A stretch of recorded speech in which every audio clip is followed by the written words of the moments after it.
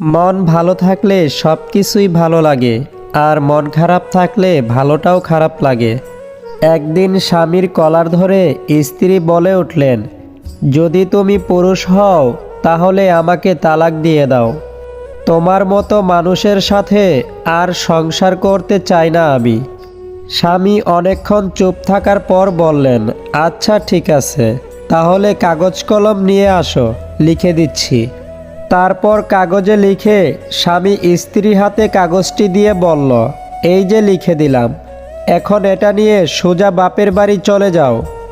কিছুক্ষণ পর ব্যাগ গুছিয়ে সন্তানকে কোলে নিয়ে বউ বাপের বাড়ি চলে গেল। এইভাবে 10 দিন পার হলো। স্বামীর মোবাইলে মেসেজে মেসেজে ভরে উঠতে লাগলো। 15তম দিন থেকে শুরু হলো কল, কখনো পরিচিত নাম্বার থেকে, কখনো অপরিচিত নাম্বার থেকে। স্বামী কোনো ফোনই রিসিভ করছে না। শেষমেশ 20 দিনের মাথায় স্বামী ফোন ধরল। ওপার থেকে স্ত্রী হাউমাউ করে কাঁদছে, ওগো লক্ষ্মী সোনা, ক্ষুধার দোহাই, অমুক তমুক আরও কত কি বলছে। বলছে, আমি তো বুঝতে পারিনি, তুমি ছাড়া আমার আর কে আছে, তোমাকে ছাড়া আমি কিভাবে বাঁচব বলো। এপার থেকে স্বামী বলল, তুমি তো বললে পুরুষ হলে তালাক দাও। স্ত্রী বলল, তুমি পুরুষ, আমি তো মহিলা, আকেল বুদ্ধি কম। স্বামী বলল, আচ্ছা ভেবে দেখি, এর আগে তোমাকে একটা কাজ করতে হবে, যা বলবে তাই করব। হ্যাঁ, এখন তো এগুলো বলবেই, এত ব্যস্ত হইও না, ভেবেচিন্তে কাজ করতে হবে। আচ্ছা, যে কাগজটা তোমাকে দিয়েছিলাম সেটা কি আছে তোমার কাছে? ওটা খুলে দেখেছিলে? স্ত্রী বলল, না দেখিনি। স্বামী বলল, কি লিখেছিলাম তাও তো মনে নেই। কাগজটা হাতের কাছে থাকলে একটু পড়ে শোনাও তো। স্ত্রী কাগজটা খুলে পড়তে শুরু করলো। আসমান যদি নিচেও নেমে আসে তবুও তোমায় তালাক দিব না, ওগো আমার প্রেয়সী।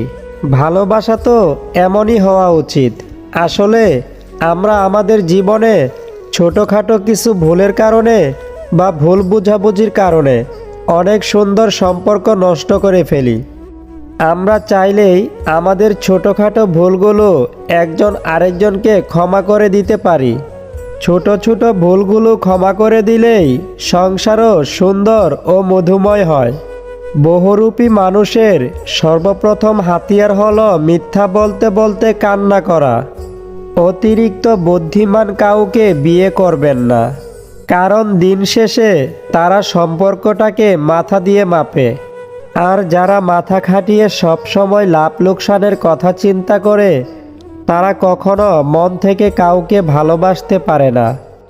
চোর মূর্খ হলে অল্প কিছু মানুষের সম্পদ নষ্ট করে, আর চোর যদি শিক্ষিত হয় তবে পুরো জাতির সম্পদই নষ্ট করে।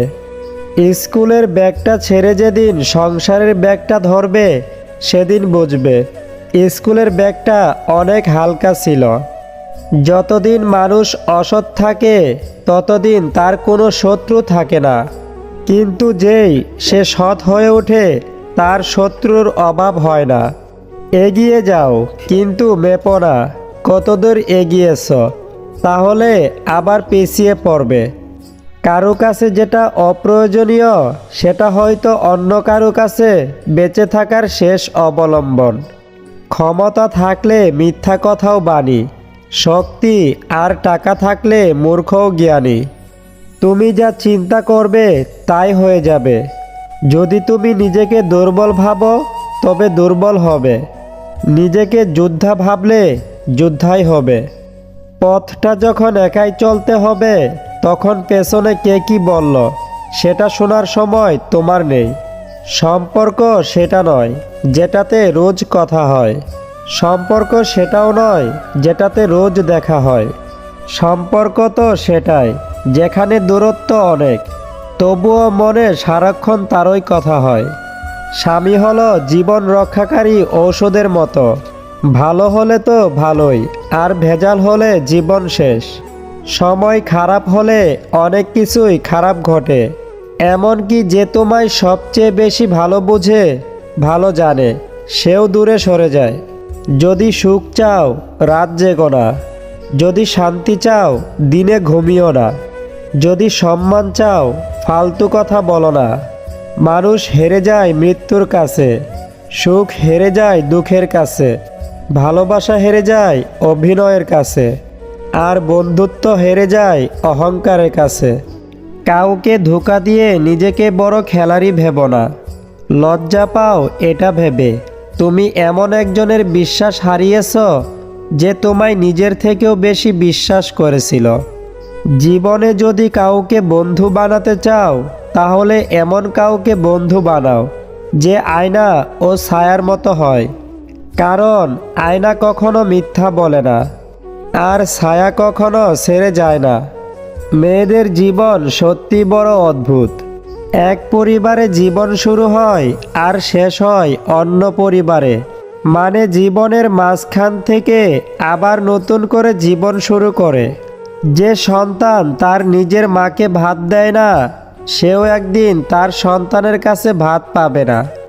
নিজেকে ভালো রাখার দায়িত্বটা নিজেকেই নিতে হবে, কারণ খারাপ সময়গুলোতে কেউ পাশে থাকবে না। যে তোমাকে আঘাত করেছে তাকে ভুলে যাও, কিন্তু সেই আঘাত থেকে তুমি যে শিক্ষা পেয়েছ তা কখনো ভুলো না। স্বামী হলো এমন একজন মানুষ যার সাথে ঝগড়া হলে মনে হয় তার সাথে থাকা অসম্ভব, আর একটু মিল হলেই মনে হয় তাকে ছাড়া থাকা অসম্ভব।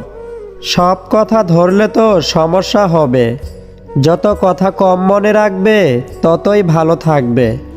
তো বন্ধুরা, আজকের এই ভিডিওটি এই পর্যন্তই। ভিডিওটি আপনাদের কাছে কেমন লাগলো তা অবশ্যই কমেন্ট করে জানিয়ে দিন।